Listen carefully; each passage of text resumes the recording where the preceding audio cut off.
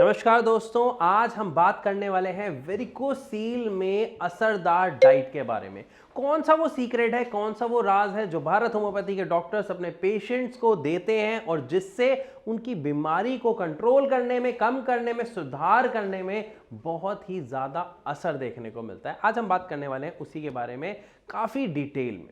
देखिए दोस्तों, एक सबसे पहली चीज़ आपको समझना ज़रूरी है कि वेरिकोसील की जो समस्या है वो किस कारण से बन रही है, या अगर मैं आपको शॉर्ट में कहना चाहूं कि कौन सी चीजें वेरिकोसील में एक पेशेंट को मदद करती हैं और कौन सी चीजें नुकसान करती हैं, ये आप तभी समझ पाएंगे जब आपको इसका रूट कॉज पता होगा। यानी जो ये समस्या है ये किस कारण से हुई, क्योंकि जिस कारण से हुई बस वो चीजें हमें नहीं खानी है और जो चीजें इस कारण को खत्म करती है वो हमें खानी है। ये मंत्र जिसने सीख लिया और समझ लिया उसको सक्सेस मिलनी बहुत ही आसान हो जाती है।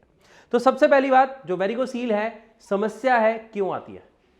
जवाब है कॉन्स्टिपेशन। आपकी पेट से यह समस्या शुरू होती है। जी हां, शायद हो सकता है आप जान के हैरान रह गए हो, सुन के हैरान रह गए हो, क्योंकि पेट की समस्या को तो हम कभी कुछ समझते ही नहीं, बहुत जल्दी इग्नोर कर देते हैं। डाइजेशन नहीं हो रहा है या हम ओवर ईट कर रहे हैं, हमें पेट में दर्द रहता है, हम इनो ले लेते हैं, गैसोफास्ट ले लेते हैं, या और भी बहुत सारे प्रोडक्ट्स हैं, हम कुछ भी ले लेते हैं और पेट की समस्या को अनदेखा कर देते हैं। लेकिन जब ये समस्या काफी लंबे अरसे तक चलती रहती है और इसी तरीके से कोई व्यक्ति इसे अनदेखा करता है तो वेरिकोसील जैसी समस्या का सामना उसे करना पड़ता है।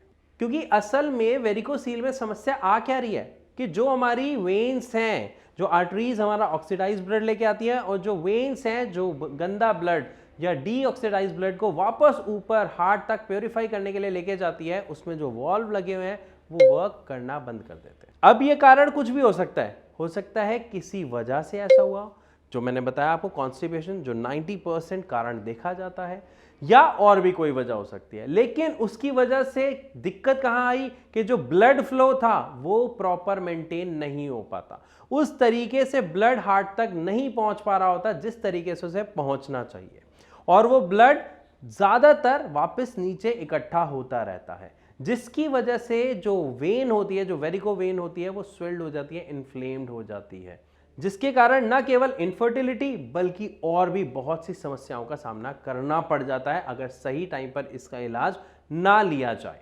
यहां पर एक चीज का आप खासा ध्यान रखें कि सर्जरी इसका सही इलाज नहीं है। जानना चाहते हैं क्यों?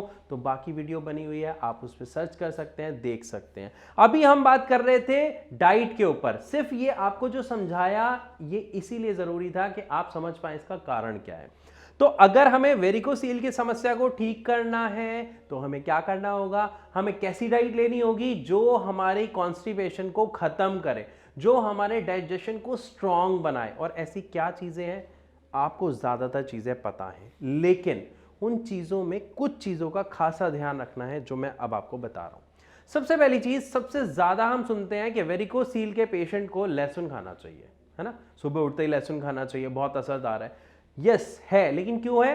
क्योंकि लहसुन के अंदर दो सबसे असरदार क्वालिटी होती है। पहला कि ये आपके खून को पतला करता है, जिसकी वजह से उसका जो फ्लो है वो बहुत अच्छा होता है। दूसरा, इसके अंदर एंटी इन्फ्लामेटरी गुण होते हैं, यानी जो आपकी सूजन हो रही है उस सूजन में कमी लाता है, उसे कंट्रोल करता है, उसे ठीक करता है। इसके अलावा वो सारी चीजें जिसमें फाइबर बहुत ज्यादा मात्रा में है, वो सब एक वेरिकोसील के पेशेंट के लिए, एक नॉर्मल व्यक्ति के लिए बहुत ही असरदार चीज है उसके डाइजेशन और उसके कॉन्स्टिपेशन को ठीक करने के लिए।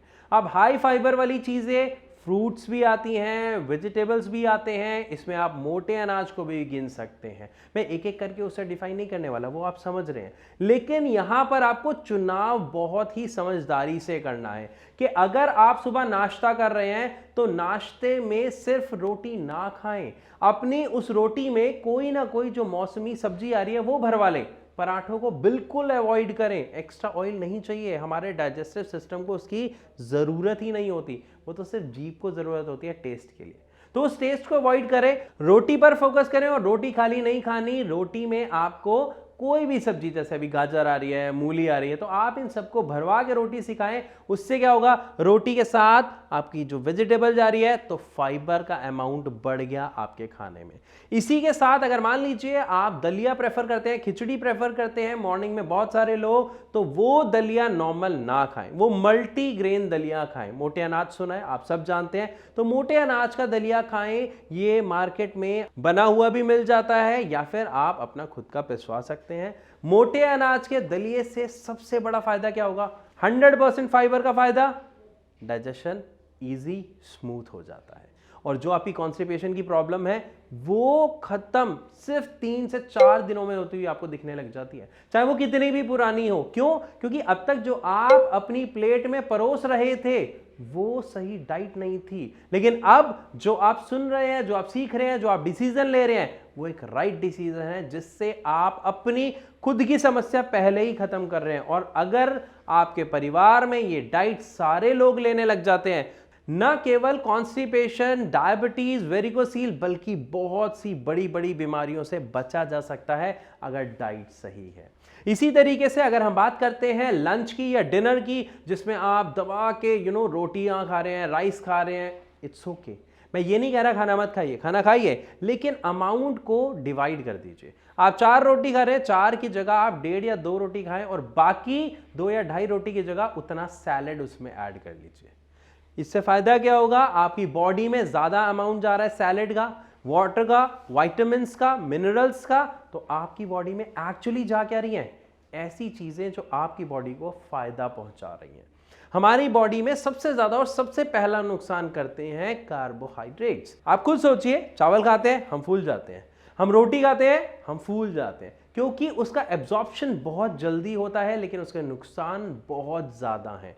ये मैं नहीं कह रहा, ये आप इतिहास में जाके पढ़ें, जितने भी लोग हैं, जितने भी ऋषि मुनि हुए हैं, उनकी डाइट पर कभी फोकस करके देखेगा कि वो क्या खाते थे। ऐसे ही नहीं कह देते कि वो अन्न त्याग देते थे। हम यहाँ पे अन्न त्यागने की बात नहीं कर रहे, हम यहाँ पे सही अन्न का सही तरीके से प्रयोग करने की बात कर रहे हैं। तो यहाँ पर अभी हमने क्या समझा? High amount of fibre diet लेनी है, okay. Second thing, fruit salad आपको ऐड करना है। थर्ड वेरी इंपॉर्टेंट थिंग, आपको खाना खाने के तुरंत बाद कभी भी पानी नहीं पीना है। यह सबसे बड़ा नुकसान है, चाहे आप कितनी भी अच्छी डाइट ले रहे हैं, कितनी भी फाइबरस डाइट ले रहे हैं, अगर आप लंच करने के बाद, डिनर करने के बाद पानी पी लेते हैं, सबसे बड़ी प्रॉब्लम क्रिएट करता है इनडाइजेशन की, कॉन्स्टिपेशन की। तो आपको पानी अवॉइड करना है। खाना खाने के तुरंत बाद आप आधे से 1 घंटे बाद ये पानी पिएं। यही पानी आपको वरदान की तरह काम करेगा आपकी बॉडी में, अगर आप इसे सही टाइम पर पी रहे हैं।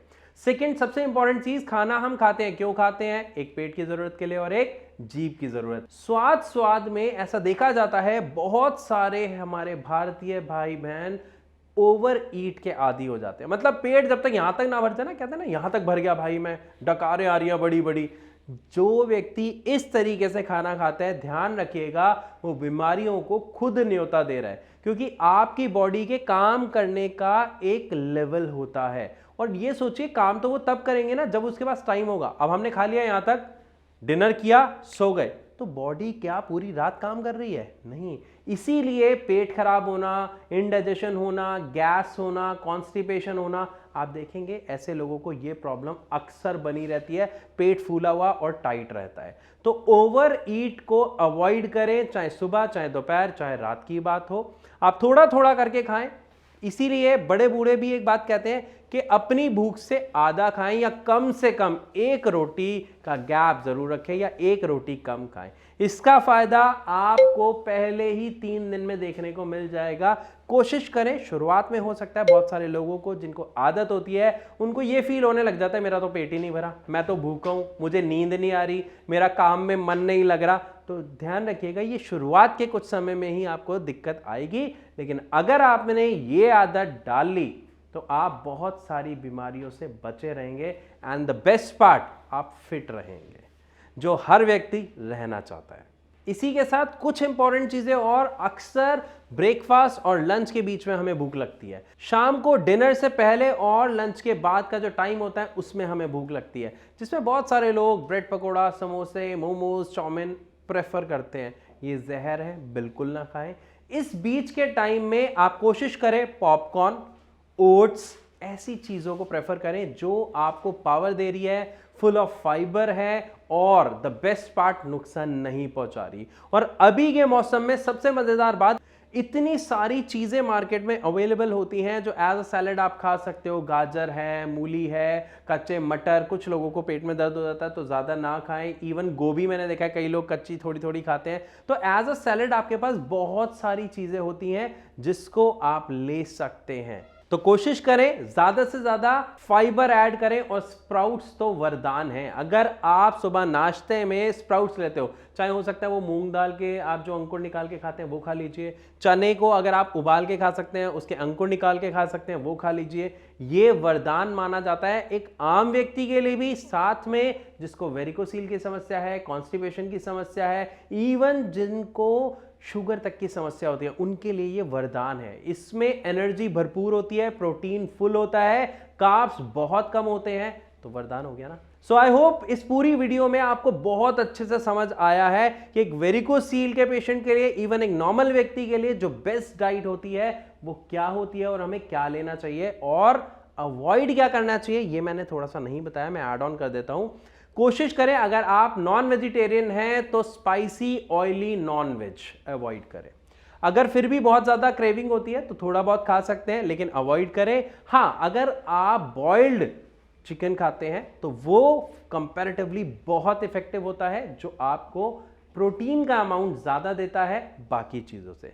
साथ ही अगर आप फिश खाते हैं तो वो भी बेनिफिशियल है, अगर आप बॉइल्ड एग्स खा रहे हैं वो भी बेनिफिशियल है, लेकिन रेड मीट अवॉइड करें, जो ज्यादातर ऐसा देखा जाता है। वैसे इंडिया में नहीं खाया जाता है, बट फिर भी अगर आप खाते हैं तो उसे अवॉइड करें। रीजन समझना बहुत जरूरी है, क्योंकि उसे डाइजेस्ट करना बहुत मुश्किल है। हमारा डाइजेस्टिव सिस्टम रेड मीट को इजीली, बल्कि सच बताऊं तो किसी भी नॉनवेज को डाइजेस्ट करने में उससे बहुत ज्यादा एफर्ट्स लगाने पड़ते हैं। इसीलिए कोशिश करें कि नॉनवेज अवॉइड करें, लेकिन अगर आप खाते हैं तो किस तरीके से खाना है ये मैंने आपको बता दिया है। सो आई होप आपको काफी अच्छे से समझ आया होगा डाइट के सारे सीक्रेट। फिर भी अगर आपका कोई सवाल है या आप वेरिकोसील की समस्या का सामना कर रहे हैं, ट्रीटमेंट ले रहे हैं लेकिन आपको रिजल्ट नहीं मिल रहे, तो आप भारत होम्योपैथी के डॉक्टर्स की टीम से फ्री ऑफ कॉस्ट कंसल्ट कर सकते हैं अभी इसी नंबर पे कॉल करके। और अगर फिर भी कोई ऐसा सवाल है जो आप चाहते हैं कि हम अपनी वीडियो में ऐड करें उसके जवाब को, तो कमेंट सेक्शन में अपने कमेंट को लिखना, अपने उस सवाल को लिखना बिल्कुल ना भूलिए। और ऐसी और इंफॉर्मेशन के लिए चैनल को सब्सक्राइब जरूर कीजिएगा। सो अब आपसे चलने की इजाजत चाहूंगा, मिलूंगा अपनी अगली वीडियो में, तब तक के लिए नमस्कार।